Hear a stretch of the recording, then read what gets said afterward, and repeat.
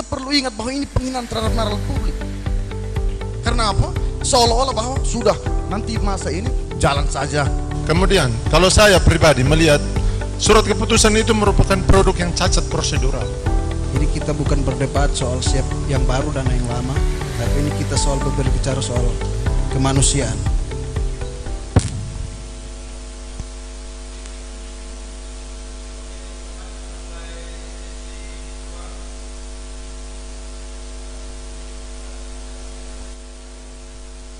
Pemirsa Beta Timur Channel, kita masih tetap setia dalam forum diskusi publik bersama di kantor pusat Beta Timur OMNU mengurai nasib PTT Kabupaten Timur Tengah Utara.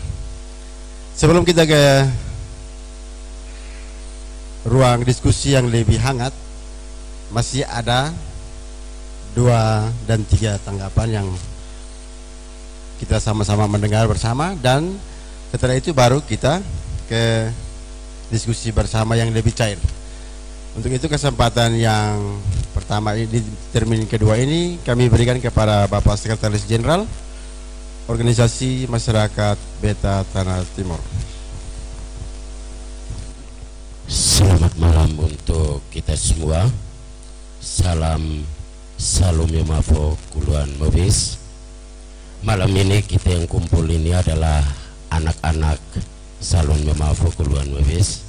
Kita bukan orang asing di daerah ini, jadi menurut saya selayaknya juga kita melihat persoalan-persoalan ini sebagai persoalan kita, untuk kemudian kita menemukan solusi atau jalan keluar. Dan Pemda sendiri mestinya melihat ini juga sebagai satu hal yang baik, sebagai satu input untuk mewujudkan pemerintahan yang bersih, transparan, dan akuntabel. Menurut saya tema malam ini sangat menarik yang ditawarkan oleh kawan-kawan panitia, mengurai nasib PTT Kabupaten TTU.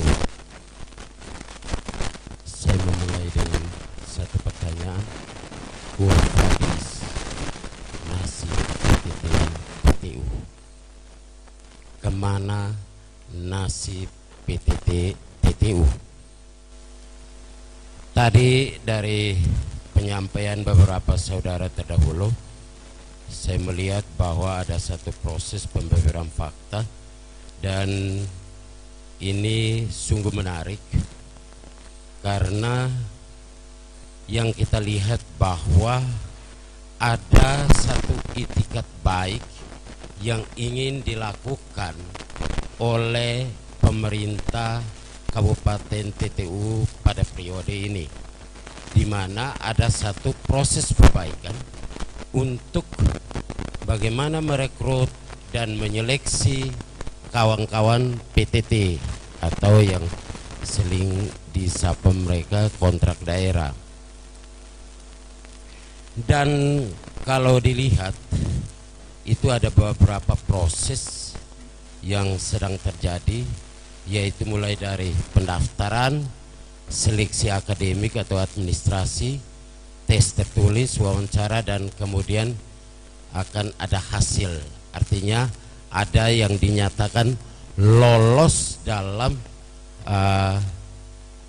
proses ini.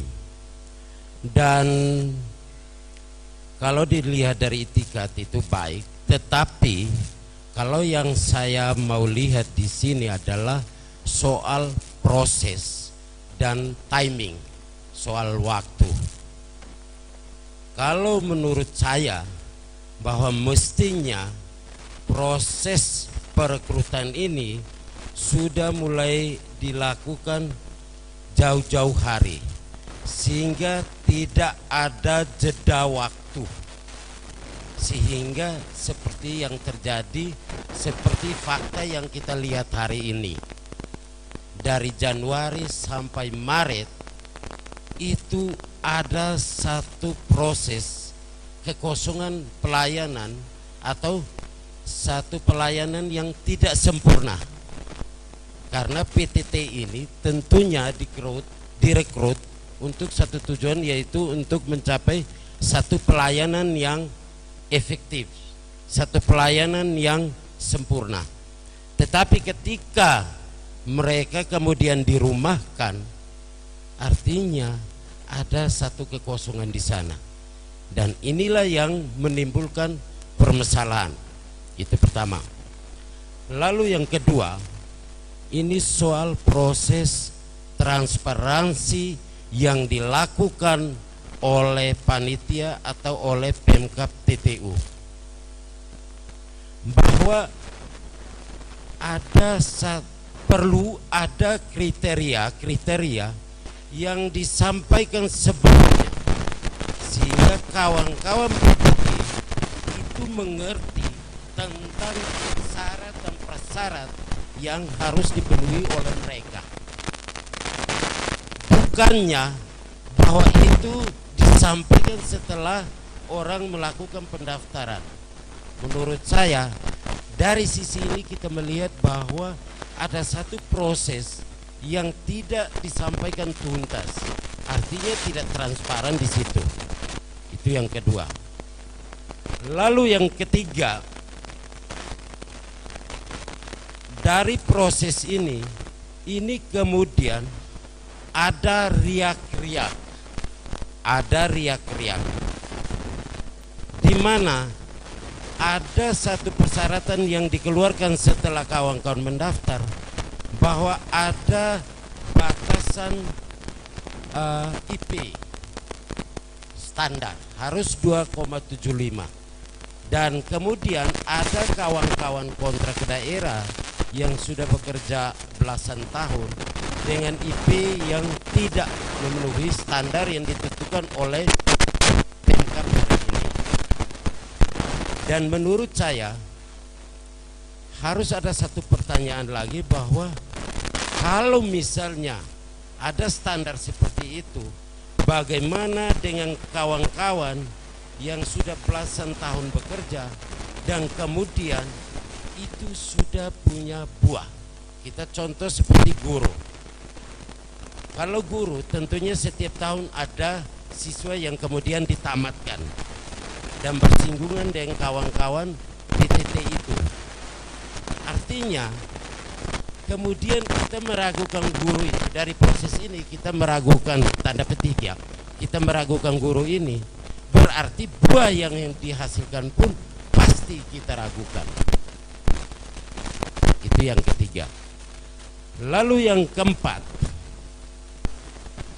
saya mau melihat bahwa siapa yang melakukan atau berdiri sebagai pihak kontrak. Ini juga perlu dilihat. Kalau misalnya itu dari PT Maju Mundur, menurut saya sah-sah saja. Tapi ini dilakukan oleh pemerintah Kabupaten Timur Tengah Utara. Artinya bahwa ada banyak nilai yang tentunya harus dilihat di sana. Untuk itu saya coba melihat itu dalam konteks tanggung jawab negara yang dikaitkan dengan hak asasi manusia. Bahwa tanggung jawab negara itu mestinya memenuhi, melindungi, menghormati, dan menjamin hak-hak dasar rakyat. Hak dasar itu apa? Ada hak hidup, hak berkeluarga, dan sekarang lagi ada hak atas pangan, hak atas pendidikan, hak atas perumahan yang layak, hak atas pekerjaan yang layak. Itu artinya bahwa negara perlu melihat itu sebagai problem yang harus diatasi. Lagi-lagi nasib PTT di ujung tombak. Kita harus meramal, menafsir dengan cara bagaimana, toh pada akhirnya pun ada keputusan yang keluar. Satu kesempatan lagi untuk orang tua ini orang tua murid, pemirsa, orang tua murid sekaligus merangkap sebagai ketua komite di sekolah.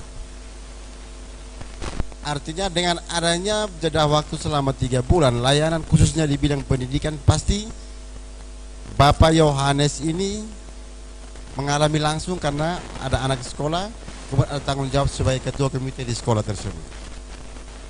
Bapak Yohanes 3 bulan ini mungkin sudah terlalu lama, dan Bapak Yohanes juga pasti di sekolah pun selalu saja ada tantangan. Guru tidak mengajar, murid datang, murid bermain sendiri. Situasi ini menurut Bapak lihat itu kesaksiannya bagaimana, kemudian apa yang harus semestinya dilakukan? Silahkan. Baik, terima kasih atas kesempatan yang diberikan kepada saya. Pertama-tama saya apresiasi atas organisasi Bela Timur yang telah menyelenggarakan diskusi bersama terkait dengan menuai nasib PTT. Yang pertama, ini bukan hanya soal nasib PTT, tetapi demi anak bangsa juga. Itu yang pertama. Kenapa saya berbicara ini?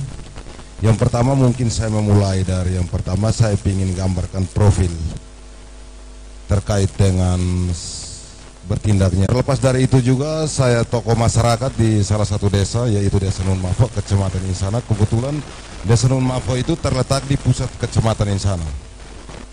Yang pertama mungkin saya gambarkan profil.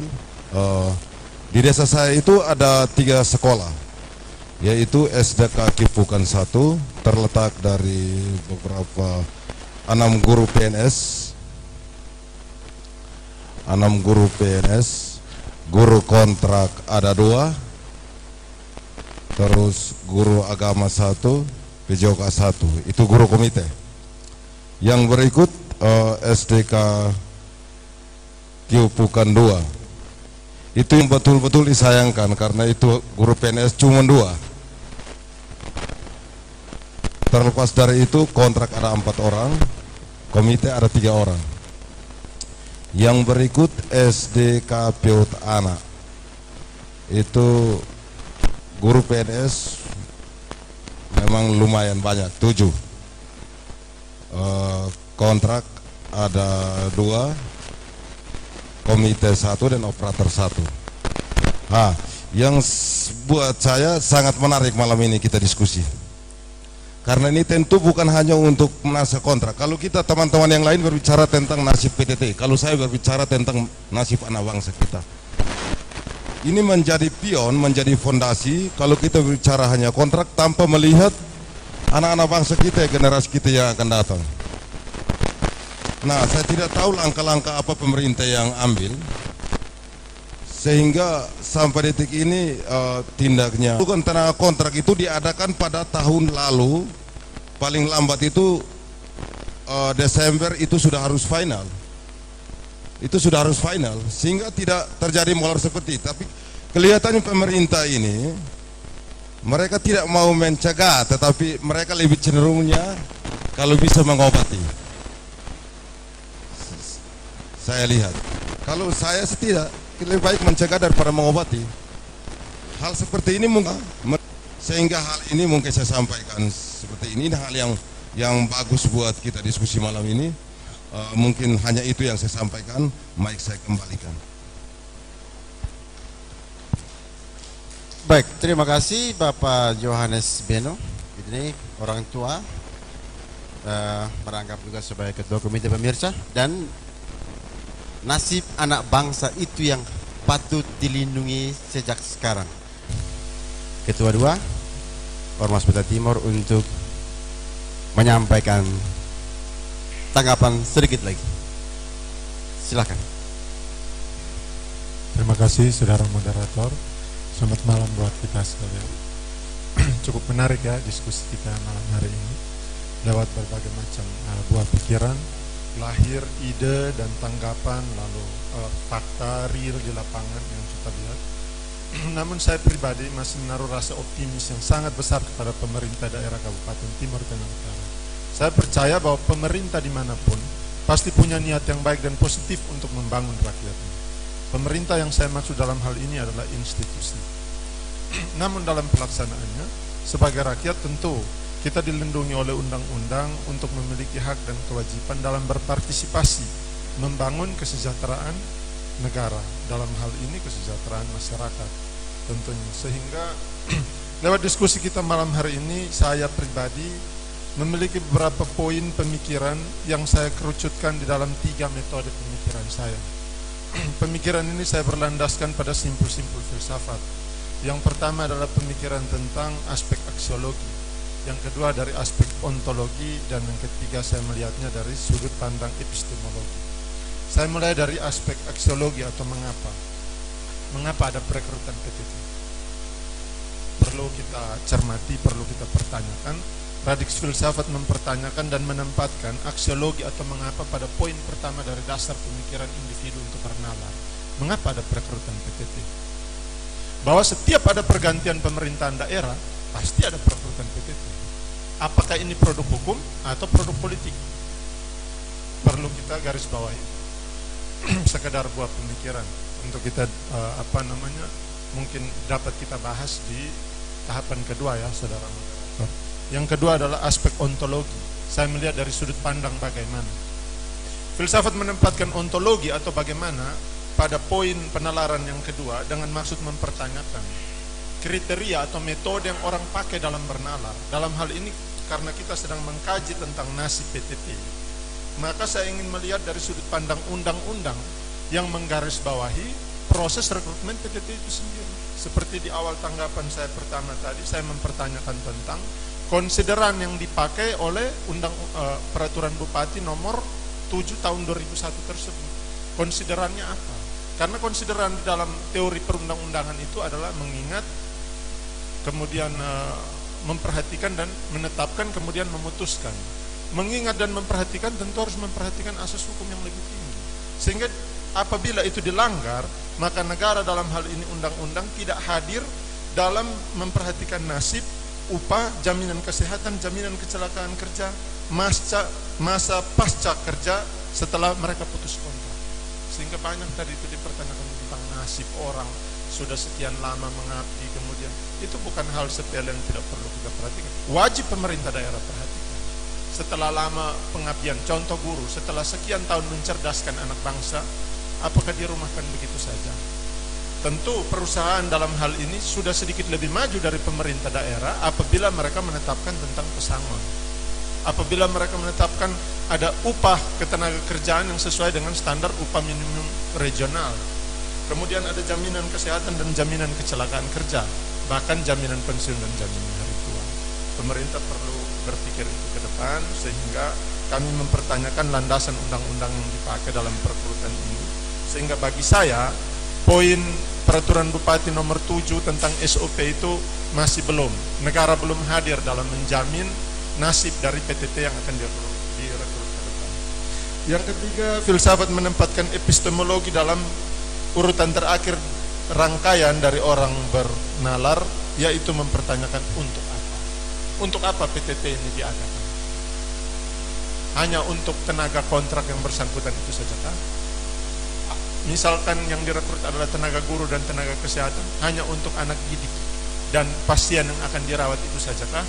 Atau untuk seluruh elemen masyarakat di Kabupaten Timur Tengah Utara, termasuk Anda dan saya yang duduk malam hari ini di ruangan ini? Sehingga apabila itu dipertanyakan, orang akan mulai mempertanyakan juga tentang skala dan bobot nilai yang dipakai dalam proses rekrutmen itu. Seperti dalam proses penjurian di kompetisi-kompetisi yang lain. Apabila orang berkompetisi dalam lomba lari, garis start dan finishnya itu jelas. Saya mengapresiasi apa yang saudara katakan tadi, bahwa ini adalah momentum pertama pemerintah daerah begitu transparan, hadir untuk menetapkan satu proses rekrutmen yang nyata, yang tidak tiba-tiba orang sekonyong-konyong menjadi pegawai. Tetapi perlu sebagai rakyat kita mempertanyakan prosedur yang nyata dari hulu sampai hilir. Harus ada proses yang jelas di dalam penentuan skala bobot nilai, kemudian penjurian, syarat dan prasyarat sudah disinggung oleh Pak Sekjen tadi. Kemudian publikasinya itu pun harus ramah publik, mudah diakses, kemudian bersifat transparan dan akuntabel. Saya tidak tahu ya, apakah kemarin pihak dari BKD mengganding teman-teman dari akademisi dalam hal ini Unimor misalkan sebagai universitas kebanggaan di BINMAFO ini dalam hal penentuan bobot soal dan bobot nilai dalam penjuriannya. Kalau berkaca dari BKN dalam menetapkan soal-soal untuk materi CAT SKD itu menggandeng UI dan UGM dan ada nomenklaturnya itu, sehingga kalau pemerintah daerah dalam hal ini belum memperhatikan itu ke depan, ini bisa menjadi masukan. Ya kira-kira cuma 3 poin itu saja, saudara moderator dan saudara sekalian. Saya mempertanyakan mengapa, bagaimana dan untuk apa PTT ini diadakan di TPU. Ya, terima kasih. Ya baik, pemirsa, kita sudah semakin dihidupkan suasana. Saya yakin pemirsa penonton setia channel Beta Timur pasti menunggu diskusi ini nuansanya harus seperti apa. Tetapi kita bukan debat kusir ya. Kita bukan debat yang tidak beraturan. Jadi ya hal ini yang kita bersama-sama akan mencari solusi. Semoga apa yang akan kita sampaikan pun bisa akan diperhitungkan. Tadi Pak Wakil Ketua 2 menyampaikan dengan pandangan dari sudut pandang filsafat. Saya juga teringat dengan pesan Arthur William Russell, seorang filsafat Romania Inggris Raya. Dia bilang begini,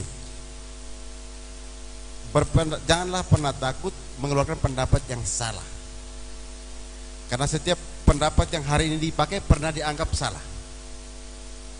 Jadi ini kita harus bisa berdiskusi lebih terbuka, lebih cair. Ini saya mau ke Bu Benyamin, Bu Beni ya.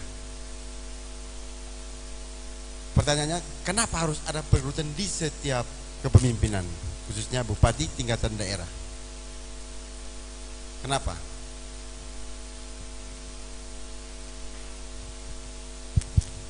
Terima kasih. Kayaknya momen ini jawaban yang paling tepat ketika suatu saat saya jadi bupati. Bercanda. Biar lebih cair. Kenapa selalu di setiap, dalam tanda kutip biasanya bilang rezim.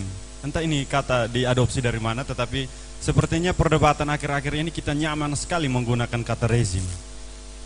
Harus ada perekrutan. Kenapa? Sebenarnya jadi pertanyaan saya juga. Akhirnya pertanyaan yang lebih menarik adalah, kalau memang memang fakta empiris di lapangan bahwa siapapun yang memimpin nanti akan ada perekrutan. Akhirnya kan kita bisa tarik benang merah bahwa kepentingan para pejuang tadi harus difasilitasi. Salah satu fasilitasi terbaik adalah melalui perekrutan, dan itu perekrutan yang diakui oleh pemerintah. Akhirnya kan ada semacam pembandingan rezim bahwa perekrutan kami lebih terbuka ketimbang 10 tahun lalu atau 20 tahun lalu. Atau saya Bapak bilang tahun 71, tahun 71 masih zaman Usif. Siapa yang berani mau diskusi untuk bilang dia tidak boleh jadi amaf, tidak boleh jadi tamukung, tidak boleh jadi vetor, mati kita. Akhirnya hal itu berkembang sampai sekarang. Tetapi tidak bisa dipungkiri bahwa setiap kepemimpinan pasti akan ada perekrutan, karena sejatinya politik adalah seni untuk mempertahankan hidup, seni memainkan hidup. Nah, seni-seni ini yang harus kita isi dengan orang-orang seni. Saya punya adik seni di bidang hukum, ya sudah, ada peluang hukum, masukkan. Saya punya ini, saya punya itu, ataukah ada orang yang berkompeten di bagian itu, kita masukkan. Nah, kesenian-kesenian ini yang sementara bernyanyi di ini kabupaten, tetapi sepertinya suara-suara itu tidak terdengar semua. Artinya kalau kita kor 20 orang hanya 1 orang saja, Bapak Ketua Gabungan mungkin.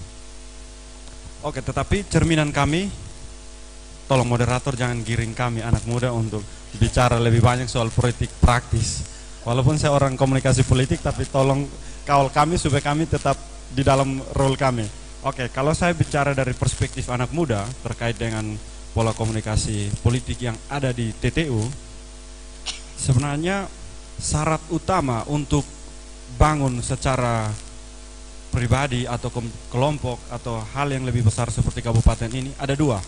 Yang pertama adalah sumber daya alam, yang kedua adalah sumber daya manusia.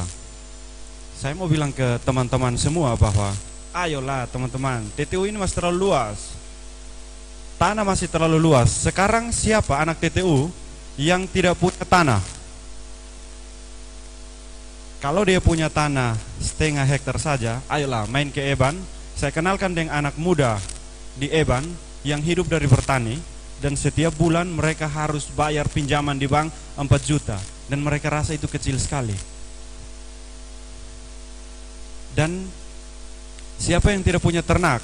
Kalau bagi orang Timor atau TTU hanya pelihara 1-2 ekor itu belum beternak. Dia harus banyak. Akhirnya ini kita harus Timor harus jangan tercabut dari akarnya. Kita semua kaya. Ternak dijadikan sebagai rujukan. Orang yang kaya disebut Amuid adalah ternak. Amuid yang punya ternak, terus Amamuid yang tidak punya ternak atau miskin. Nah, ini kan bahasa semacam ini mau menggambarkan bahwa kita ini kaya. Tetapi kenapa menyambung dari saudara saya dari PM Krita di bahwa kenapa itu kita semacam terframing oleh media, oleh strata masyarakat bahwa selesai kuliah harus pakai pakaian dinas, harus dipanggil Pak, harus dipanggil Ibu. Nah, ini konstruksi berpikir ini yang kemudian Bapak sudah kasih sekolah capek-capek, kenapa lu tidak jadi ini, jadi itu. Akhirnya bentrokan-bentrokan ini kan memaksa kita harus menghalalkan segala cara. Ada Bapak yang tadi bilang sudah kalau masuk lewat, kan lucu juga BKD yang harus terima berkas dari orang kesehatan. BKD punya data berapa kekurangan orang kesehatan.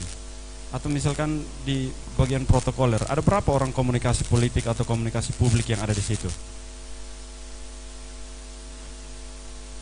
Tapi kalau dari kami anak muda, kami hanya bilang bahwa dua hal itu kalau dikuatkan, mungkin yang harus ditambah oleh kabupaten ini kalau bilang mau bermain air, kita sudah basah semua. Proses perekrutan ini sudah jalan, apa yang kita terima ini, tetapi terima kasih untuk Beta Timor yang sudah membuka ruang diskusi ini. Kalau selama ini kan kita hanya bilang, biasa, kita lihat saja jadi penonton. Bahkan ada komentar di BinMafo News yang bilang, sudah paling sampai 2024 nanti 2025 kami balas.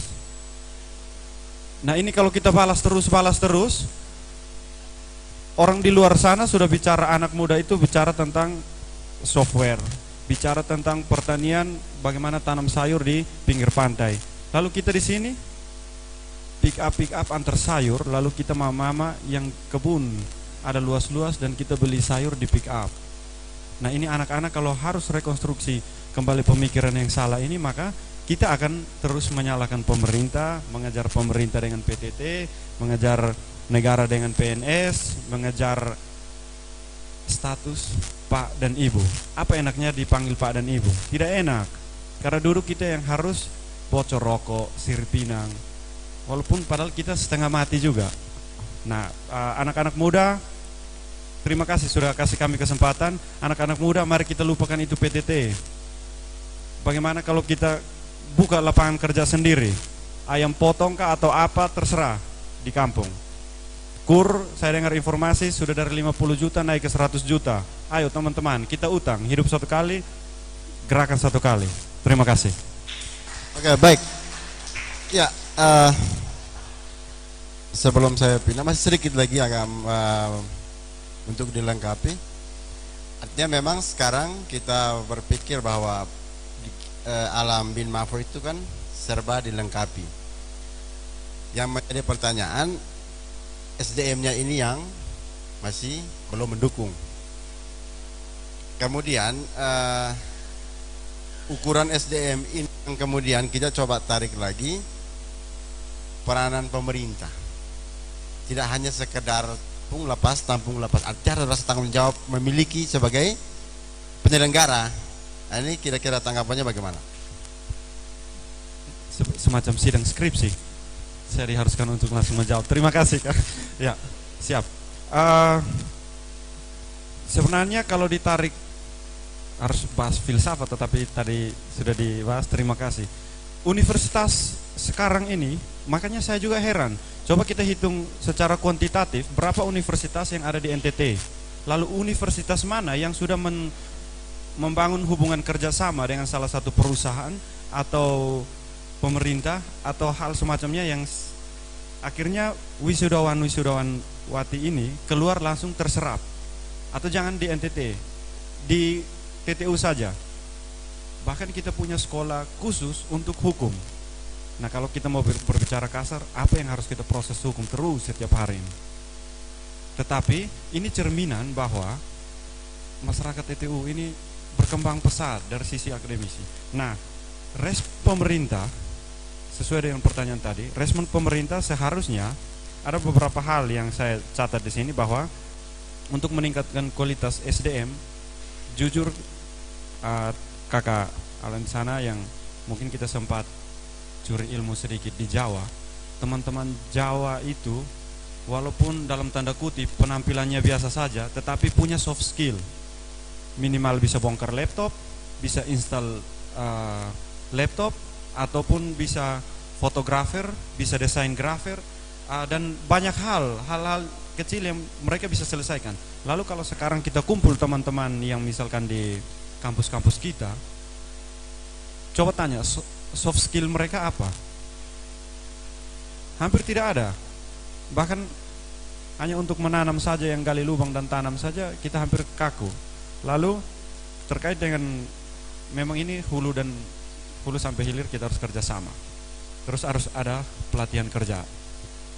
Kalau di kampus kita atau di sekolah kita belajar teori, maka kita harus turun. Karena 80% yang kita belajar di kampus itu tidak sesuai dengan fakta atau realita yang ada di lapangan. Jadi kalau kita selesai kuliah dan kita hanya harus berharap bahwa lapangan pekerjaan sesuai dengan kelas tadi, maka kita bisa mati. Terus prospek magang ini ya saya belum ikuti yang ada di kabupaten ini seperti apa. Apakah teman-teman di Unimor atau teman-teman di kampus hukum mereka semacam sudah ada punya kuota atau tidak untuk dinas-dinas ini. Nah, proses magang ini kan tidak harus dia sudah semester siap untuk selesai. Justru ketika ilmu mana yang berkaitan dengan hal itu, dia bisa langsung turun. Terus yang di TTU ini kita belum ada balai tenaga kerja. Kita jangan harap, justru kita di TTU kalah dengan aina-aina di kampung. Mereka menenun, mereka buat lopo-lopo itu untuk berkumpul. Itu balai mereka. Terus kita kabupaten, balai kita di mana? Seperti itu. Terima kasih. Oke, baik. Ya, terima kasih Saudara Benny. Artinya ajakan kepada orang-orang muda, ya mungkin sekaligus menebus apa macam rasa menyampaikan secara sopan kepada teman-teman PDT bahwa kita kembali ke kebun, tetapi itu agak kasar, tidak apa-apa. Pemirsa, kita masih tetap ada di sini. Ini saya ke Bung Franciscus Avianpa. Tadi kita sama-sama juga sudah memberikan tanggapan. Kemudian tadi awal pemaparan tadi tanggapan berkaitan dengan SK Pak Bupati juga, Bung sempat menyinggung soal sudah ada SOP-nya. Kemudian saya sambung lagi kita di pernyataan Bapak Goris Nai tadi soal indeks prestasi kumulatif anaknya sendiri, yang pada dasarnya kan sebenarnya pada tahapan uji kompetensi kan dia lolos. Nah, kriteria yang selama ini kalau kita pakai dasar pikiran ada nilai transparansinya, apakah ini sudah terwujud atau belum selama kegiatan proses perekrutan 3 bulan berjalan ini? Saudara mengamati transparansi itu benar terwujud atau tidak? Melihat dari Bapak tadi juga menyampaikan bahwa anaknya IPK 3,7 tetapi gugur. Terus nilai mana yang mau kita cari atau pribadi mana yang mau kita rekrut untuk bekerja. Jangan sampai nanti ada di masyarakat itu berpikir bahwa oh itu sama saja, itu namanya balasan politik. Nah, ini agak jahat sedikit, tetapi tidak. Menurut kacamata Bung Franciscus Afian Pak. Oke, terima kasih. Saya kira moderator cukup tendensius. Saya selalu diarahkan sebagai juru bicara pemerintah. Saya bukan juru bicara pemerintah. Saya hadir sebagai orang muda yang minimal mau memberikan perspektif lain sehingga tidak terkesan tidak berimbang, kan begitu. Persoalan SOP, saya juga memang diundang ke sini sebagai kapasitas orang muda. Saya hanya melihat persoalan minimal tujuan, persoalan teknis saya tidak maksudnya tidak terlalu pentingkan, tapi minimal apa yang penting dari tujuan perekrutan PTT dan bagaimana asas umum pemerintahan yang baik, the principle of natural justice yang ada di dalam perekrutan PTT itu sendiri. Saya mulai dari persoalan dari Bapak Goris tadi. Saya kira mekanismenya itu kan ada masa sanggah. Nah tadi saya lihat mungkin Bapak sudah menyerah dahulu, dibilang ada orang bakar map di belakang situ, gitu. Ada orang bakar map di belakang situ, pada akhirnya sudah kita pesimis dan lalu tidak mau pergi. Saya kira kalau kita mengikuti mekanisme tentu pasti ada jawaban. Dan juga ada beberapa persoalan lain yang saya kira saya jawab secara simultan karena satu dengan yang lain itu cukup berkaitan. Yang pertama saya mau dari sudut transparansi. Tadi misalnya Bapak Heri mengatakan ada begitu tidak ada sosialisasi dan lain sebagainya. Saya kira saya kembali lagi pada yang pertama. Ini kan kita menurut saya ini kan baru, rezim baru dan pertama kali dilakukan ini. Tentu pasti ada kekurangan di mana-mana, tetapi kan perlu kita ingat bahwa kita masuk ini kita ada di era digital. Kenapa tidak transparan terus 8.000 orang bisa tahu, kan begitu. Terus persoalan lamban. Saya kira proses, saya senang tadi ada istilah dari Bapak ini, lebih baik pemerintah bertindak mencegah bukan mengobati. Saya sepakat dengan kalimat itu. Kenapa? Karena saya lihat memang pemerintah mau betul-betul menjamin pelayanan publik yang baik, atau mau dengan pelayanan publik yang baik minimal supaya kita dapat mewujudkan yang namanya bonum komune. Nah, persoalan itu misalnya kita lihat kenapa dia buka kesempatan untuk semua orang, bahkan 8.000 orang tahu. Dia buka kesempatan untuk all the best mind datang dan daftar. Lalu kan kita tahu ada masa sanggah. Setelah ada masa sanggah kita datang lagi pada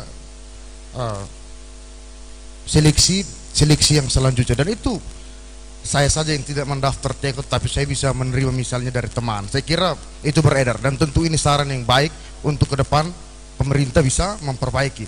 Dan kemudian yang berikut mengenai lamban itu, karena memang ini baru pertama dan mencegah dan bukan mengobati. Saya kira begini, saya coba memberikan perspektif lain. Pak Bupati ini kan juga ada latar belakang pendidikan, dia pernah kepala dinas pendidikan.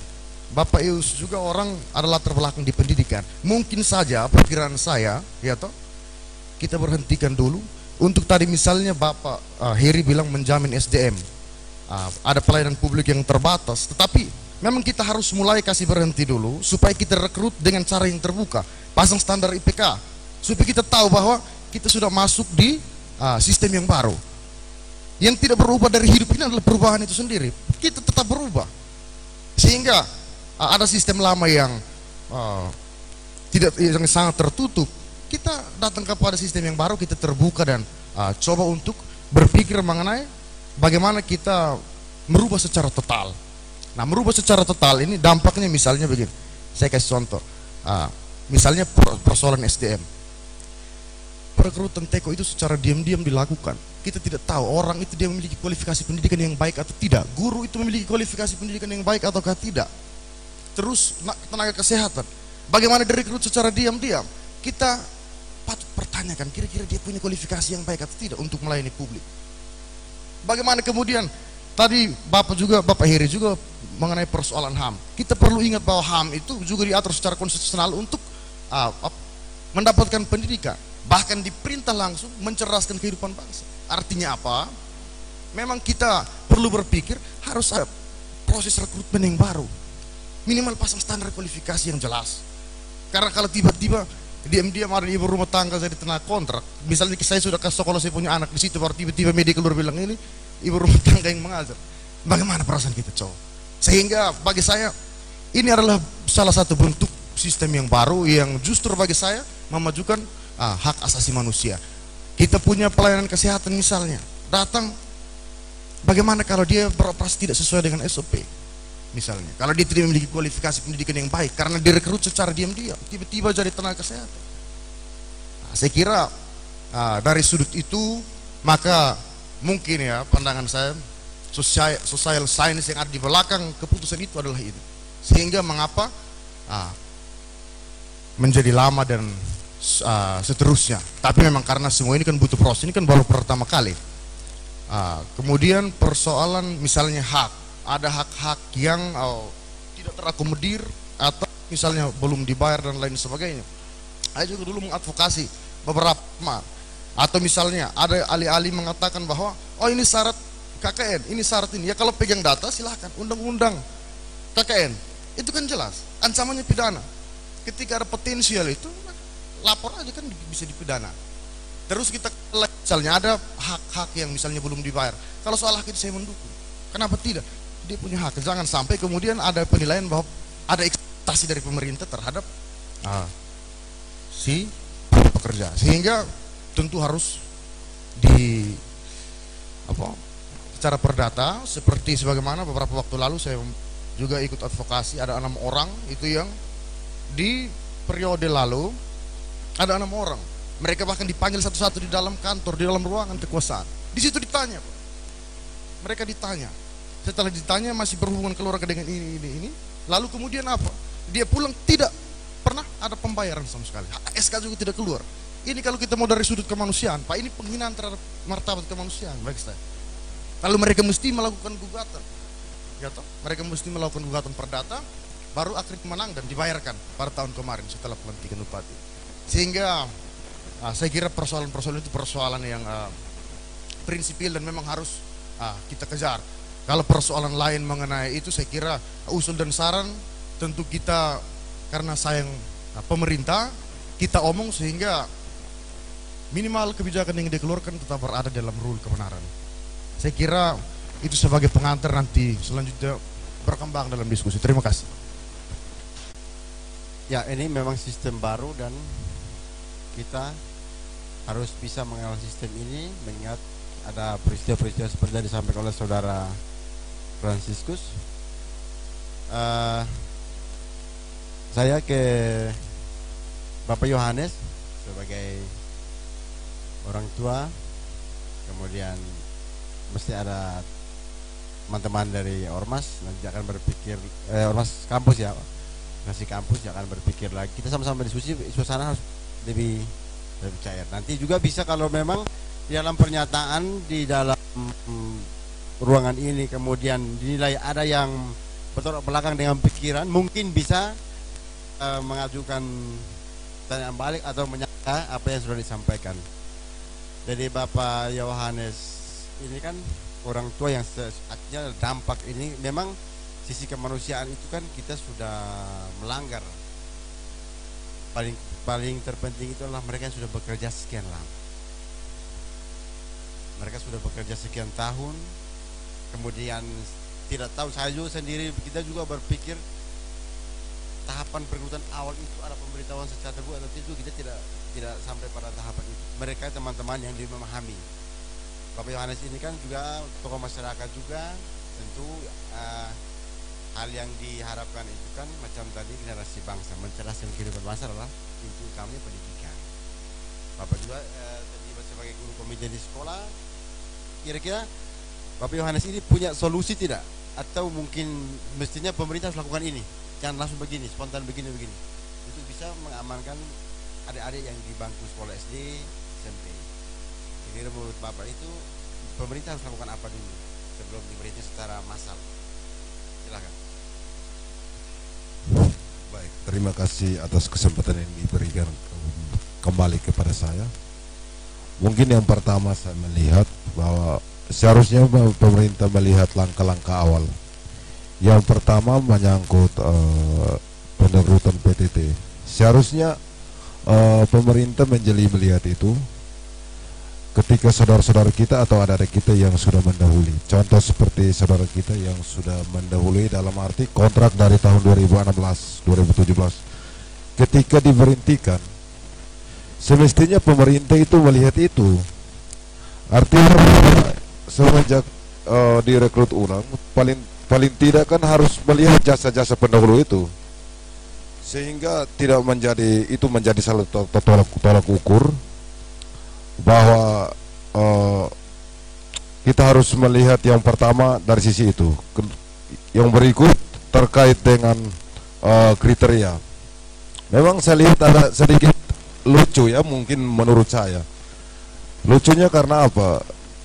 Semenjak pendekrutan PTT itu tidak, kriteria-kriteria itu tidak dipasang terpapang lebih dahulu. Contoh seperti IPK, supaya adik-adik kita atau saudara-saudara kita yang merasa IPK tidak mencukupi itu, seharusnya mereka tidak usah membuang energi dan lain sebagainya. Terus yang berikut lagi yang saya rasa lucu, terlepas dari PTT. PTT ini kan belum maksimal, kemudian mutasi lagi pada pelantikan kepala sekolah SD dan SMP. Hal ini membuat saya bahwa sebenarnya kriteria apa yang harus dipakai di Pemda ini.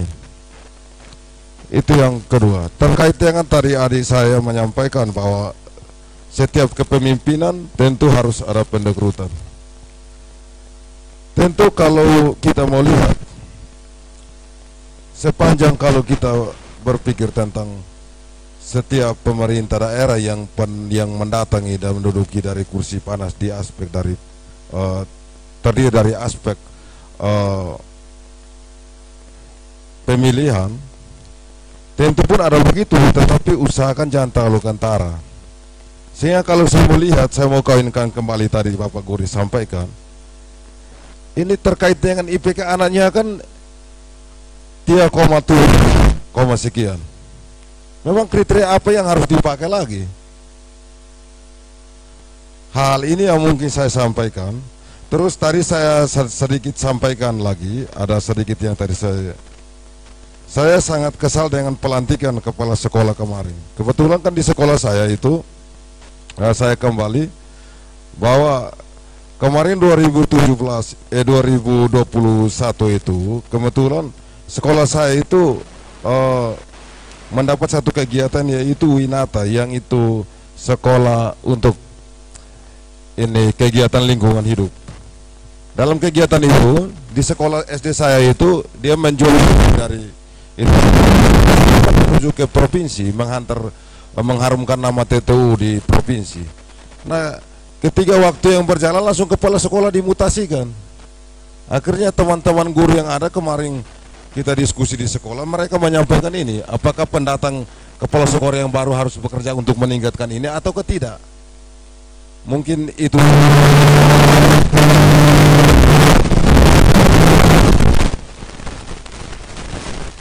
Ya. Pemirsa, ternyata kalau digali situasi di masyarakat dalam hidup pemerintahan daerah, masyarakat itu sendiri, masalah terlalu banyak pada setiap bidang, setiap sistem-sistem yang ada pada tingkatan daerah. Ini tadi Bapak Yohanes juga sempat menyampaikan bahwa kasus mutasi juga menjadi persoalan, harus ada pengenalan budaya baru di sekolah tersebut. Ini juga menghambat proses pembelajaran bagi anak, apalagi anak tersebut harus mengikuti proses ujian yang lebih besar, membawa nama besar kabupaten. Pemirsa, kita masih tetap ada di sini. Tentu kita terus akan menggali persoalan-persoalan yang terjadi di masyarakat. Ya, tentu topik kita malam ini adalah nasib teman-teman yang kebetulan sudah mengabdi sekian lama, sekian tahun dan harus berhenti. Ini saya ke teman-teman organisasi kampus dari GMNI, ini mahasiswa yang nasionalis ini. Jadi semestinya itu cara berpikirnya dia tidak berpikir tapi bagaimana menjadi negarawan yang baik dan benar. Untuk ini saudara Rodriguez ya, saudara Francis. Ini kan tadi kita juga sudah mendengar banyak sekali situasi yang terjadi, kemudian kita juga mungkin berpikir agak sedikit pesimis berkaitan dengan situasi. Artinya di dalam angka itu tidak mungkin semua itu pada standar minimum, tidak mungkin ya, pasti tidak mungkin, ya kan? Jadi dari angka 1706 itu pasti ada, kita harus berpikir begini, rasional saja. 1706 tidak mungkin semua standar itu tidak memenuhi. Yang besar mungkin dari saudara Rodriguez bisa memberikan tanggapan. Baik, terima kasih. Saya kembali lagi masih tetap pada konteks PTT hari ini. Sebelumnya saya tadi sudah ikuti beberapa penyampaian dari kakak Ben, kakak Alan, dan orang tua berdua. Tapi yang perekrutan PTT, yang mana kalau seperti sebelumnya saya sampaikan awal tadi bahwa bulan November perekrutan itu sudah harus dilakukan. Itu tanpa hasil pengumuman PTT yang lulus, kemudian sudah diumumkan untuk tahapan selanjutnya, itu tahapan wawancara. Nah, ini sebenarnya kejanggalan yang dilakukan oleh pemerintah yang semestinya tidak harus terjadi sebenarnya kalau menurut saya. Nah, kembali pada perekrutan PTT, kalau kita lihat dari tahun 2019, data per 2019 jumlah PTT yang direkrut khusus tenaga guru itu ada 1712. Hingga saat ini pun PTT yang direkrut khusus tenaga guru kisarannya sekitar 1600 dan 1700. Nah, kembali lagi pertanyaan soal kenapa harus direkrut PTT. Nah, kalau saya lihat dari jumlah ASN di TTU itu kurang lebih ada 2629 ASN yang ada di TTU. Tapi sampai saat ini PTT khususnya tenaga pendidik atau guru yang direkrut itu kisarannya sekitar 1600 dan 1700, kisarannya seperti itu. Nah, ini kan sebenarnya kecacatan atau kekeliruan yang sebenarnya terjadi. Jumlah ASN kita banyak, tapi masih saja ada perekrutan. Saya tidak sedang kembali pada rezim manapun, tapi yang murni hari ini kita pikirkan di sini adalah soal tahapan perekrutan ini atau perekrutan yang dilakukan oleh pemerintah daerah. Karena setahu saya dan biasanya perekrutan PTT yang kemudian harus diusulkan kembali itu harus berdasarkan evaluasi oleh pemerintah daerah. Itu yang setahu saya. Nah, hari ini tanpa hasil evaluasi pemerintah daerah sudah melakukan perekrutan.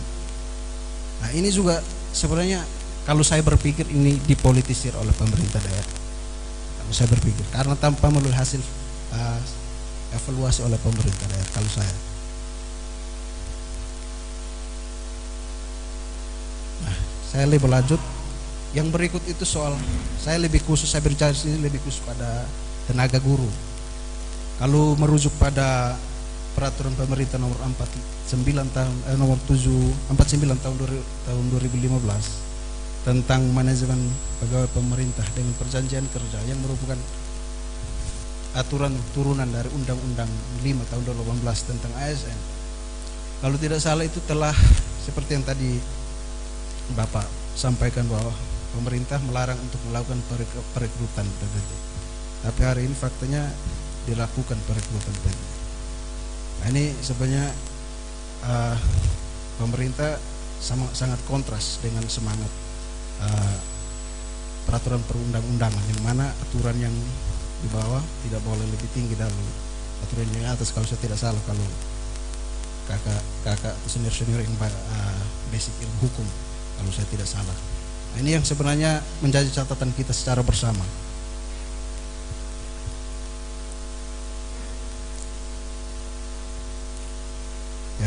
kalau dari saya hanya itu, mungkin akan berkembang di hasil.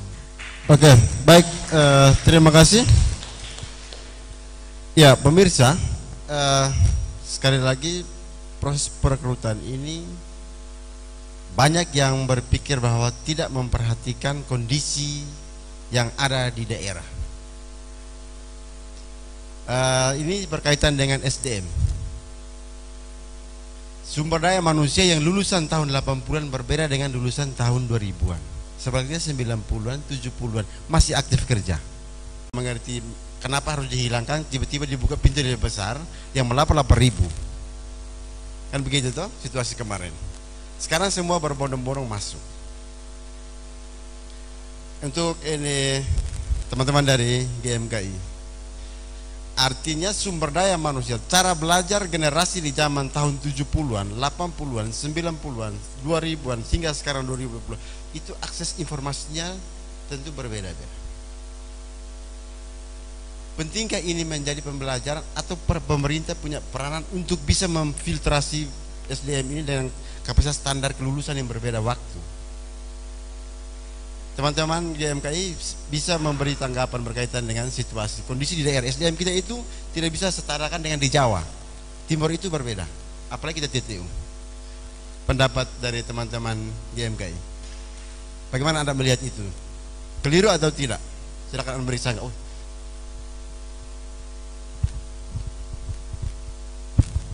Oke, baik, selamat malam kembali lagi.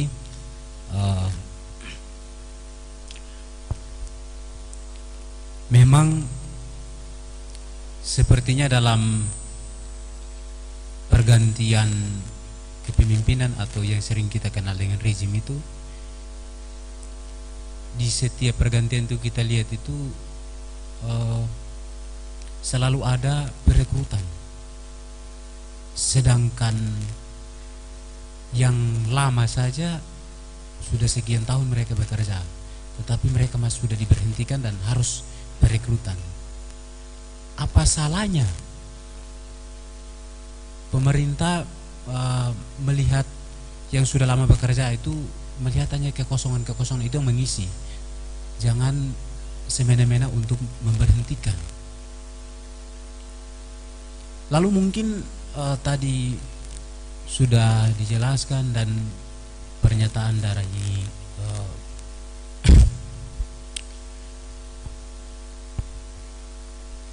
yang ditanyakan tentang bagaimana pola pembelajaran atau pola perekrutan dari tahun 80-an sampai kepada tahun 2000-an, pola penerimaan tenaga kerja.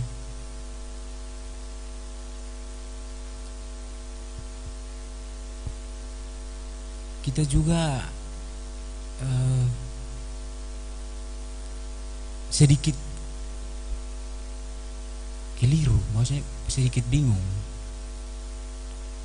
karena tadi sesuai penjelasan Bapak berdua, ada Bapak Fai di sana yang tadi menyampaikan tentang perekrutan menggunakan nilai IPK, tetapi dalam perjalanannya tidak diberlakukan. Nah, ini juga menjadi satu pertanyaan bagi kita. Lalu standar mana yang dipakai? Sebagai akademik dan pelajar, mahasiswa yang akan nanti menjadi tenaga untuk kembali ke masyarakat, kami juga sedikit agak bertanya, apakah nanti pekerjaan ini berdasarkan pergantian pemimpin kita harus berjuang untuk bekerja, atau dalam pekerjaan itu kita mengisi kekurangan lini-lini yang mungkin belum sempat terisi, itu yang harus kita isi. Nah, mungkin itu perlu pemerintah mensosialisasikan tentang itu.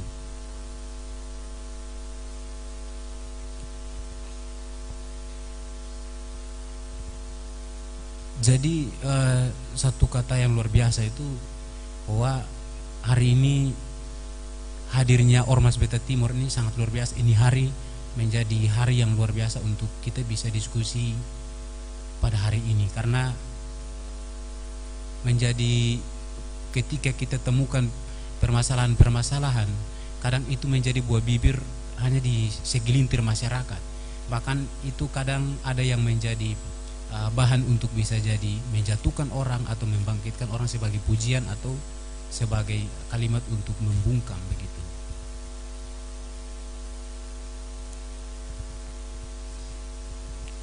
Jadi mungkin pemerintah harus memberikan gambaran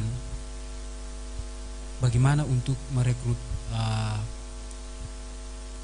tenaga kontrak. Tadi sesuai aturan yang sudah dijelaskan oleh bapak-bapak dan kakak semua, bahwa memang ada aturan yang menyatakan bahwa pemerintah daerah tidak harus melakukan perekrutan, tetapi ya realita pada kebutuhan di setiap daerah memang ada lini-lini yang dibutuhkan untuk mempekerjakan orang.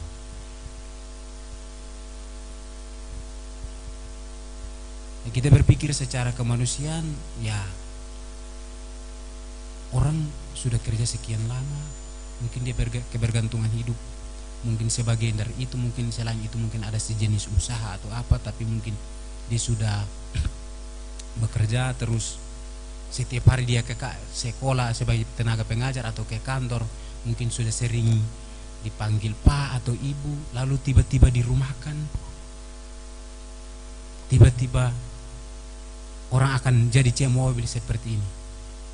Mereka juga sama seperti kita. Kemarin mereka ke rumah, mereka ke sekolah atau ke kantor, tapi sekarang kita sama-sama jadi petani. Nah, lebih fatalnya itu adalah cemo dari tetangga.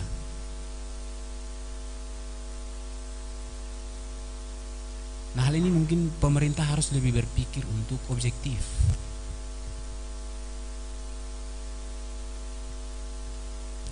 Mungkin dari kami sekian, terima kasih. Baik, terima kasih. Ya, ini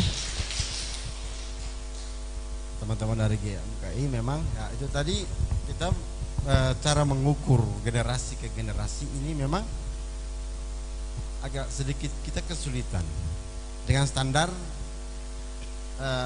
yang dibuat oleh pemerintah hari ini.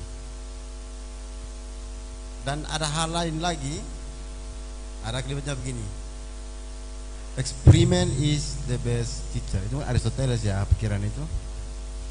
Pengalaman adalah guru yang terbaik. Ini hal yang situasi ini memang sekarang kita alami karena pemirsa, teman-teman pegawai tidak tetap di melalui instansi pemerintahan, hampir ada yang sudah kepala uban. Artinya dari sisi pengalaman dia sudah melakukan secara langsung. Nah, ini PMKRI bisa memberikan semacam pernyataan bahwa di daerah itu memang ada yang sebenarnya bukan diukur dari tingkatan akademisnya. Oke lah, mungkin secara akademis dia tidak sarjana atau mungkin pada tahapan yang lebih di atas, tapi sisi pengalaman sampai. Nah, ini kira-kira pemerintah melihat ini sebagai apa? Karena kalau kita pakai standar semacam kemarin disampaikan teman-teman, memang kita sendiri bingung. Di tempat yang lain guru-guru sudah menghabiskan lama, bahkan anak-anak punya prestasi bagus, budi pekertinya bagus sekali. Jadi ini PMKRI silakan memberikan, teman-teman PMKRI silakan memberikan pernyataan atau mungkin hal lain yang bisa mau disampaikan.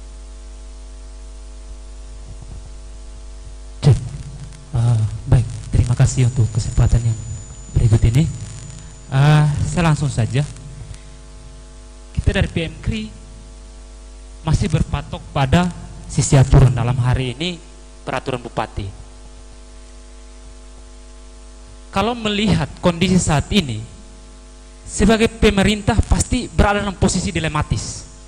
Iya, karena di sisi lain harus berpikir soal sisi kemanusiaan, di sisi lain juga melihat dari sisi aturan yang telah dilakukan. Tapi di sini yang kita lihat adalah bentuk apatis dari dinas teknis terkait untuk kemudian mengimplementasikan peraturan bupati itu sendiri. Sehingga kemudian tadi ada pertanyaan bahwa kenapa setiap tahun itu ada proses perekrutan? Iya, karena kenapa hal itu terjadi? Setiap pemimpin pasti memiliki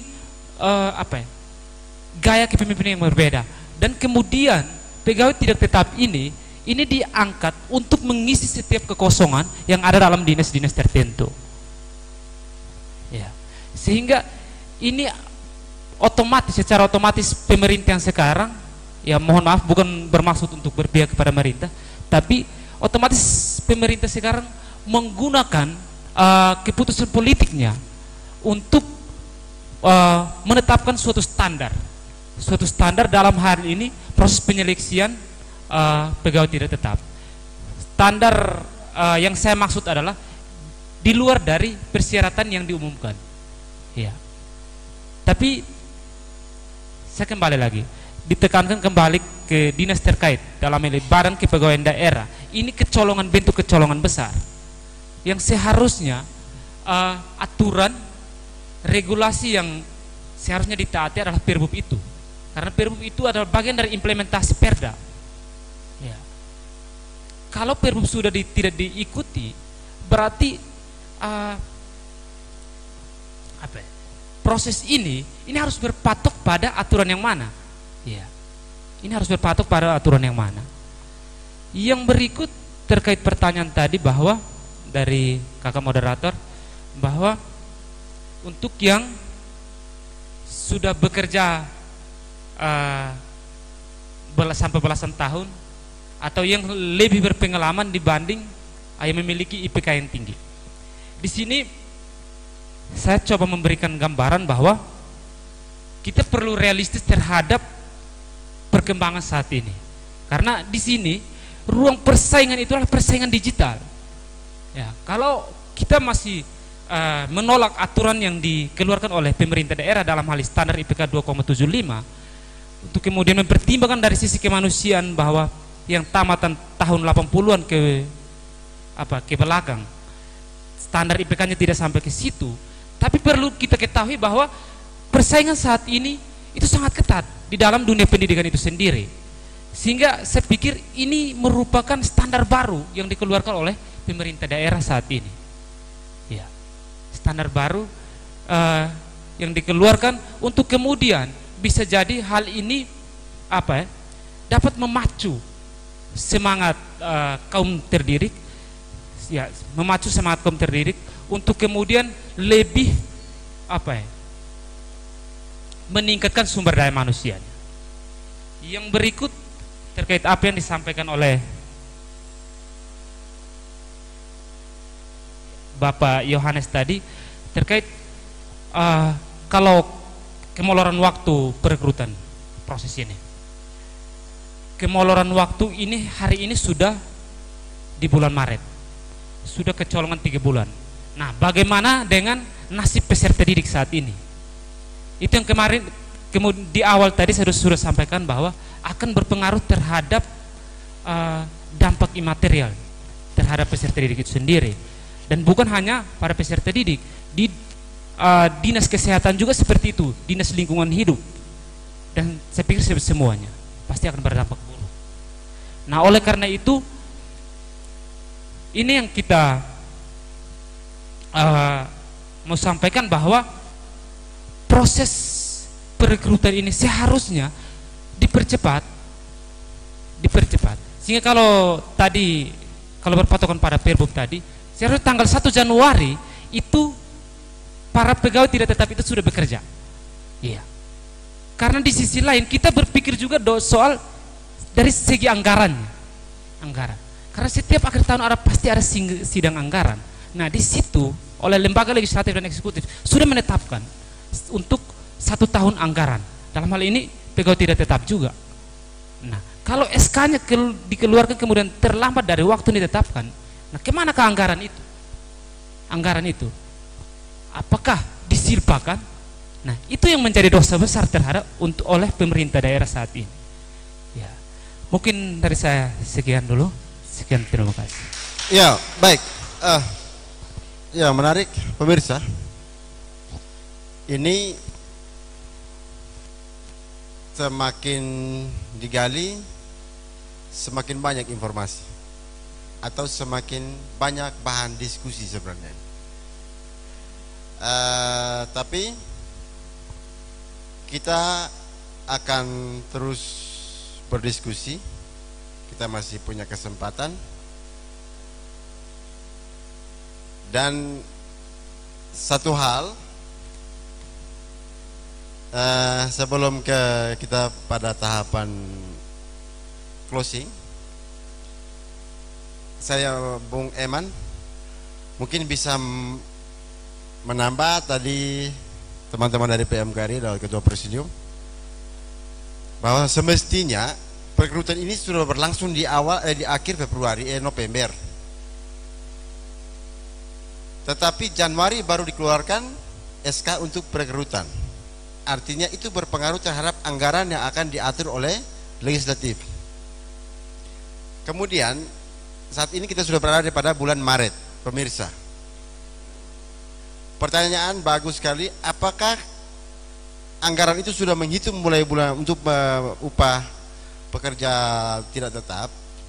Januari, Februari, dan Maret itu Anda kata kalau SK baru dikeluar di bulan April, tetap terhitung 3 bulan dibayar atau bagaimana? Dan kalau dibayar, siapa yang terima? Dan kalau tidak dibayar, kemana uang itu? Kita persilakan. Terima kasih saudara moderator. Saya pikir yang mempunyai kapasitas untuk menjawab mengenai anggaran tentu dari bagian pemerintah daerah ya. Nah, itu bukan kapasitasnya saya juga masyarakat. Saya juga mempertanyakan kemana uang kami. Tapi kalau saya diberikan kesempatan untuk bicara, saya akan manfaatkan dalam 1-2 menit untuk menyampaikan 2 pikiran saya. Saya mau menyambung sedikit yang dikatakan oleh teman-teman GNKI. Kalau saya mempunyai pandangan sedikit berbeda terkait dengan teman-teman. Persoalan pandangan hidup, kemudian kompetensi orang, kemudian pergaulan orang dengan lingkungan sekitar yang selama ini sudah melihat kita pakai pakaian keki mungkin, kemudian besok tidak pakai pakaian keki lagi. Saya pikir ini persoalan kesempatan kerja.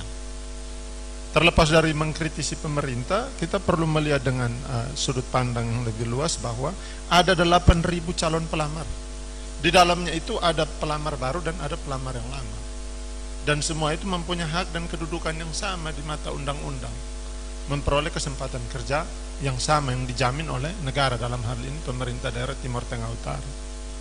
Persoalan nanti tentang jasa pengabdian mereka selama ini, itulah yang perlu pemerintah pikirkan sebelum mem-PHK orang. Kemudian, kalau saya pribadi melihat surat keputusan itu merupakan produk yang cacat prosedural. Kenapa? Karena saya pertanyakan ke forum, mungkin perlu didiskusikan. Tanggal berapakah surat keputusan itu dikeluarkan? Tanggal 3 Januari ya. Kapan batas waktu atau batas waktu dari SK dari pemerintahan sebelumnya? 31 Desember. Itu berarti pemerintahan yang baru mengeluarkan suatu surat keputusan untuk meniadakan aturan yang sebenarnya sudah tidak ada. Mungkin saya mengambil sedikit lahannya dari bidang komunikasi politik yang sebenarnya membahas. Ini kalau orang-orang politik melihatnya, ini langkah politis yang sangat keliru. Karena beban justru diletakkan kepada pundak pemimpin yang sekarang. Orang mengambil spekulasi yang negatif bahwa dialah yang mematikan nasib dari tenaga PTT. Padahal sebenarnya tidak, kalau mengikuti proseduralnya. Bahwa dengan sendirinya per tanggal 31 Desember 2021, itu masa kerja tenaga PTT sudah berakhir. Tanpa perlu dikeluarkan satu surat keputusan untuk merumahkan mereka. Cukup saya sebagai bupati mengeluarkan surat edaran kepada SKPD terkait untuk mengingatkan para PTT bahwa masa kerja kalian sudah berakhir di 31 Desember kemarin. Jadi per 1 Januari kalian tidak perlu datang lagi. Saya hanya mengingatkan SK yang sudah ada selama 1 tahun berjalan. Tidak perlu saya mengeluarkan satu produk hukum yang baru yang meletakkan itu di beban pundak saya, seolah-olah saya yang mematikan masa depan kalian. Sehingga mengapa diskusi malam ini begitu panjang? Karena orang mencernanya sebagai rasa tidak percaya publik terhadap pemerintah. Karena surat keputusan yang diambil, yang dibuat sejak awal sudah cacat prosedural. Itu saya melihatnya yang pertama. Yang kedua, saya melihat mengenai masih kita terbelah pada pemikiran praktis dan non praktis.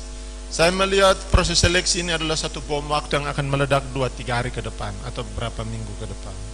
Kalau berkaca pada sistem perekrutmen di instansi lain, sistem perekrutan di lembaga lain misalkan, itu ada seleksi administrasi. Dalam hal ini pemerintah sudah gunakan IPK, kita apresiasi itu.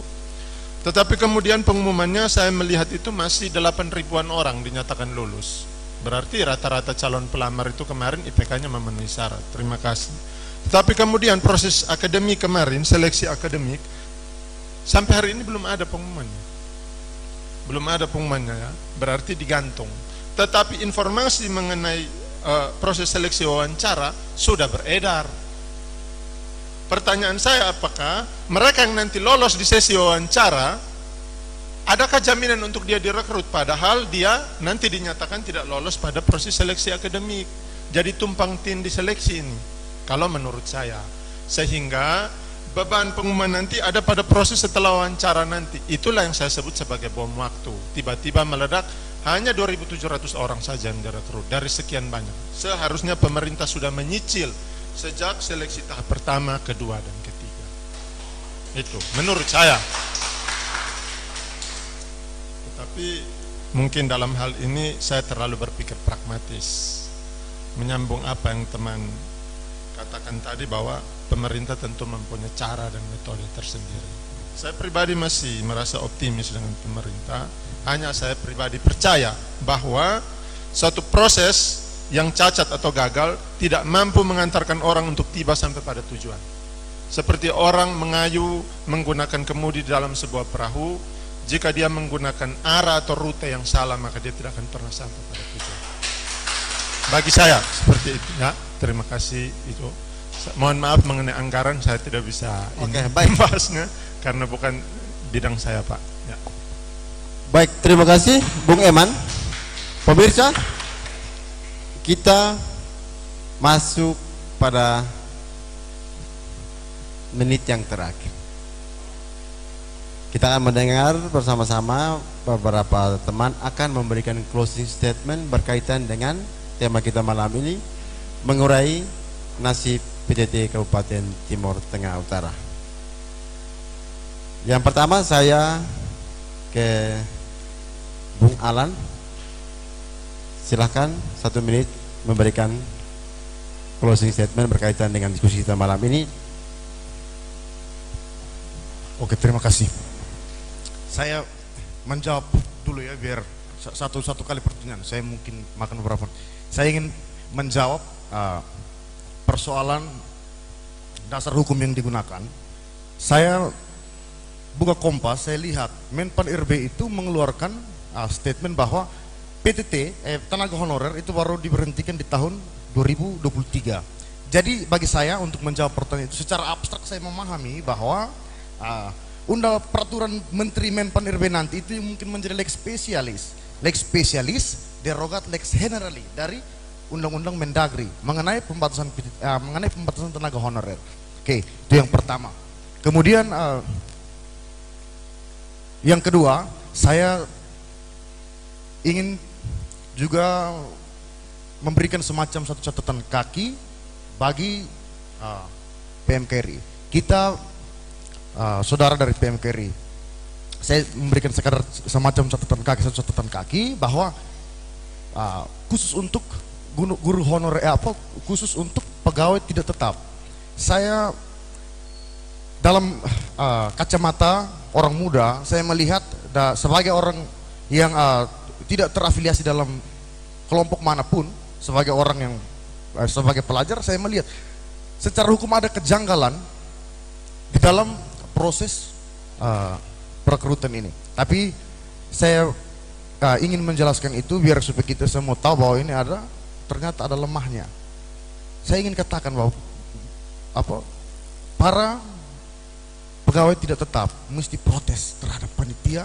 Ada satu panitia dalam catatan saya, atau mungkin ada beberapa panitia dalam catatan saya yang juga sebenarnya dia badannya masih luka, atau bagi saya itu adalah melanggar peraturan. Misalnya, saya kasih contoh ya, saya omong terbuka bahwa ada pelanggaran secara formil yang dilakukan oleh beberapa pejabat, misalnya dalam masa kampanye mereka juga ikut berkampanye secara politis. Lalu di mana sanksi bagi mereka? Bahkan lebih buruk, dia diangkat lagi jadi panitia. Dia memberhentikan Teko yang tidak bersalah dengan kondisi dia yang sementara bersalah. Woi, saya kira ini culture-nya melemaskan, rasa bersalahnya tidak ada. Apalagi same culture, rasa malunya tidak ada.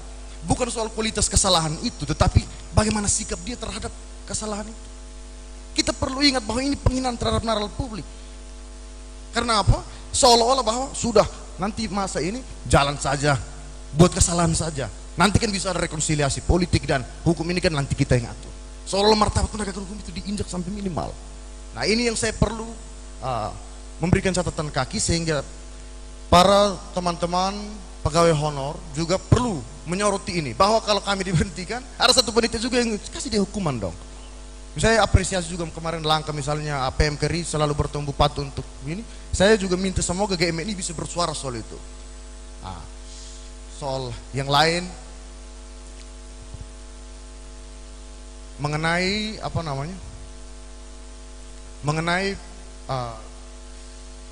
cacat prosedural, saya kira saya ingat Prof. Edi dia bilang begini, terkadang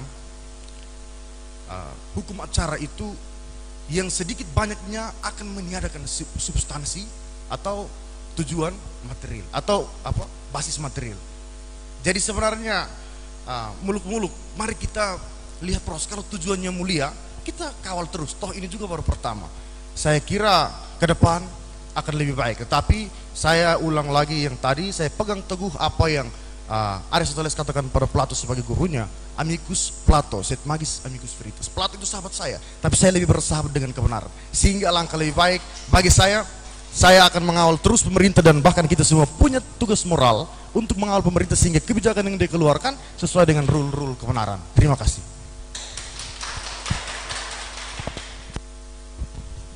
Ya, baik, demikian tadi Bung Alan sekalian closing. Dan yang berikut teman-teman dari GMNI silahkan memberikan pernyataan penutup 1 menit.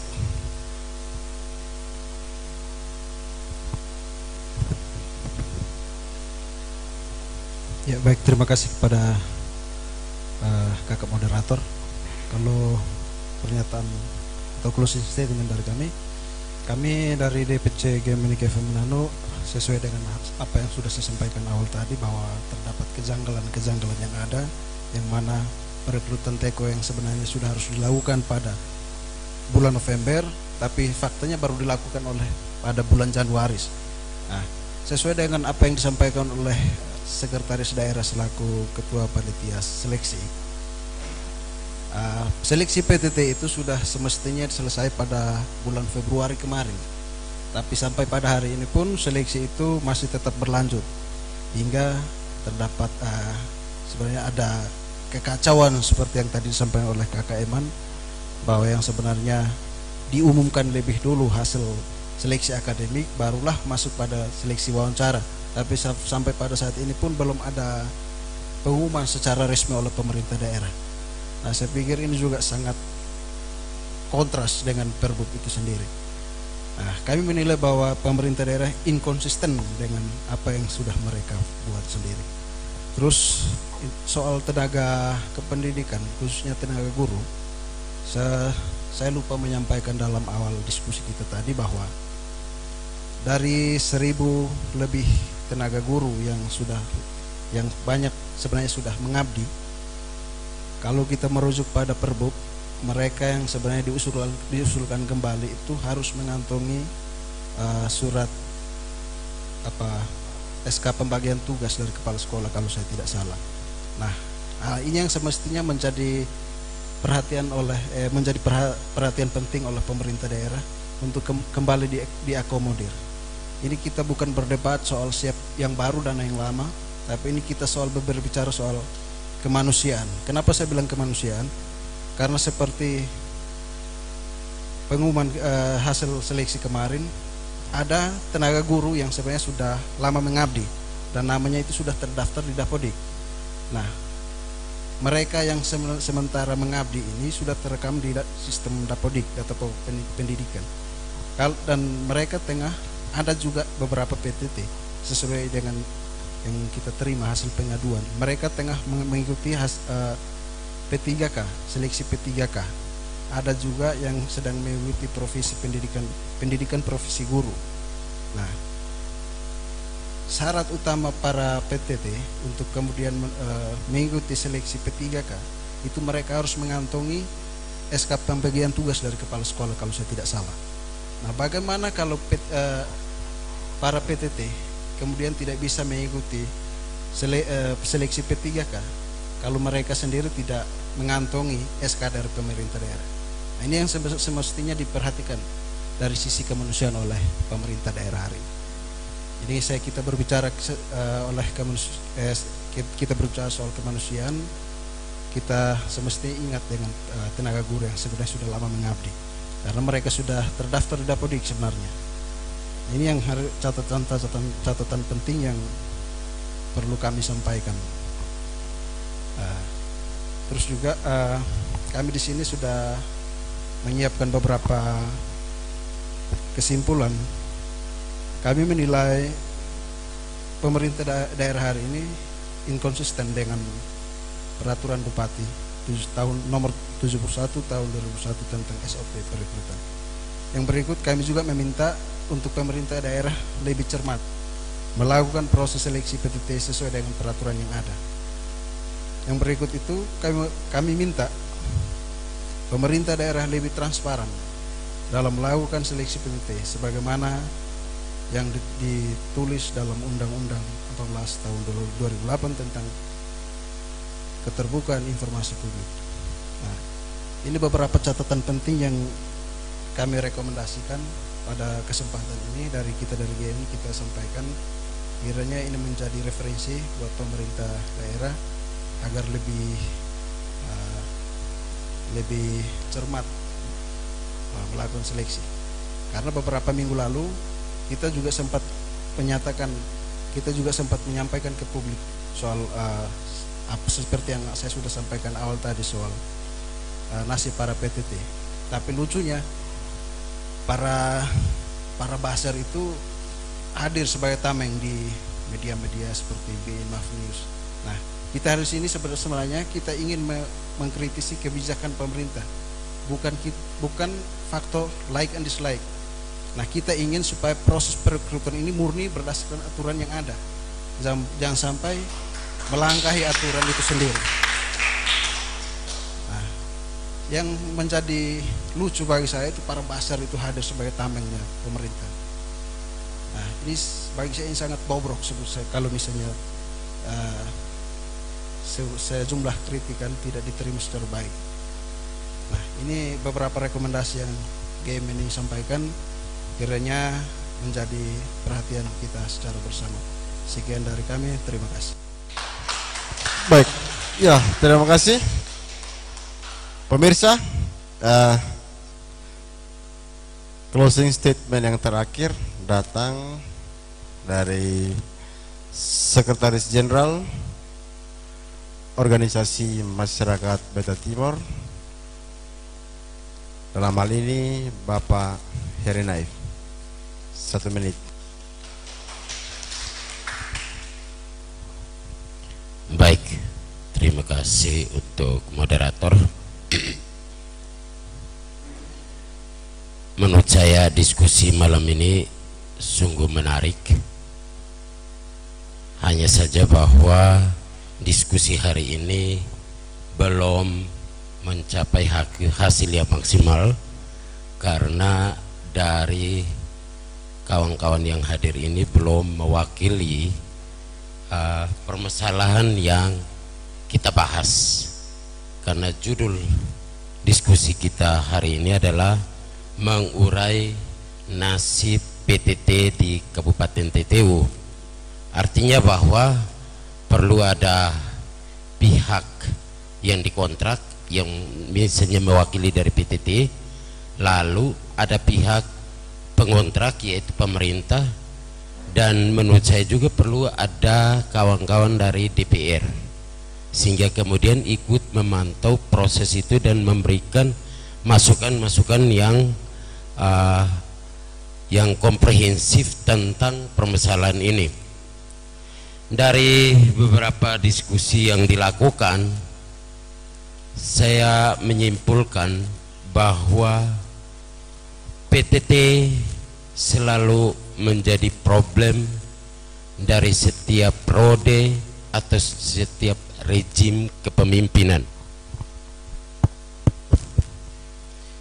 Untuk itu, ke depan permasalahan PTT perlu dibahas, perlu dilakukan kajian yang dilandasi pada evaluasi dan monitoring untuk kemudian dikeluarkan satu model, satu produk hukum untuk proses perekrutan sampai pada penyeleksian dengan memperhatikan kondisi di wilayah ini.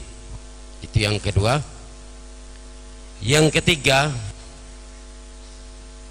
diskusi ke depan kawan-kawan harus melibatkan juga anak didik dan masyarakat untuk membuat testimoni tentang situasi yang sedang terjadi. Mungkin secara kasat mata kita melihat bahwa apa yang terjadi sekarang ini normal, tapi sebetulnya ada fakta yang menyatakan bahwa ada satu problem besar yang sedang terjadi. Nah, dari beberapa cerita yang kita dengar bahwa ada banyak sekolah, ada banyak puskesmas itu yang kekurangan tenaga. Kalau di sekolah itu kekurangan guru, lalu yang di kesehatan kekurangan tenaga perawat, dan ini tentunya berimpak pada pelayanan yang baik. Lalu yang berikut, saya melihat bahwa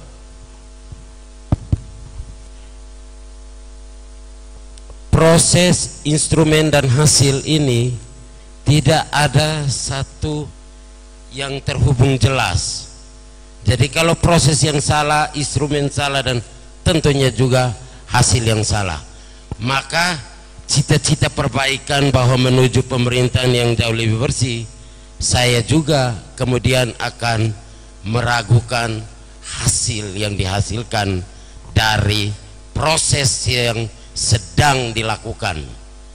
Untuk itu, ke depan mestinya perlu satu proses untuk mendengarkan, satu proses audiens yang dilakukan juga oleh Pemda, yang perlu dilakukan juga oleh pemerintah, karena kritikan itu menjadi hal yang baik. Kalau tidak, demokrasi tanpa kritikan, pemerintahan itu akan menjadi otoriter dan totaliter. Mengakhiri diskusi malam ini, saya mewakili seluruh pengurus, mulai dari pendiri sampai kawan-kawan yang malam ini menyelenggarakan kegiatan ini.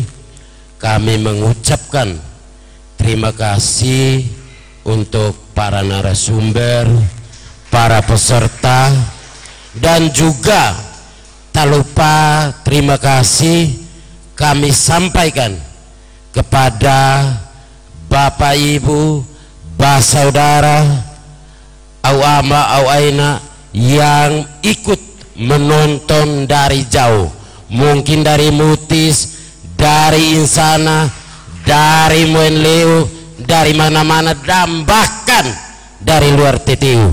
Semoga diskusi ini memberikan sebuah nilai perbaikan untuk pemerintahan hari ini, dan kemudian kita menemukan ke depan, kita menemukan figur-figur yang lebih baik. Terima kasih.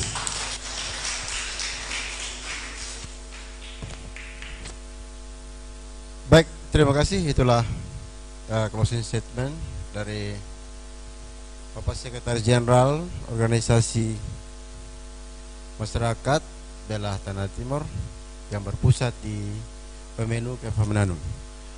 Pemirsa, tanpa disadari kita sudah pada pengunjung acara, dan kami sebelum akhiri diskusi malam ini, kami sampaikan bahwa akan ada diskusi publik bagian yang kedua, yang mana kita akan menghadirkan narasumber dari pemerintahan, dari legislatif, dan LSM, juga teman-teman ormas yang lain. Tetap ada di studio yang sama, masih di Beta Timur Channel. Di akhir kata, diskusi malam ini tentu banyak hal yang kita sampaikan, kita bicarakan bersama-sama. Semoga bermanfaat dan berguna teruntuk pemerintah Kabupaten Timur Tengah Utara. Besar harapan semoga selektif dalam proses perekrutan ini pun tetap akan dijunjung tinggi nilai transparansi, dan itulah nilai-nilai kemanusiaan yang akan kita corekan kepada generasi bangsa. Di akhir kata lagi, pemirsa, perang bukan siapa yang habis, tetapi siapa yang masih tersisa. Selamat malam, sampai jumpa.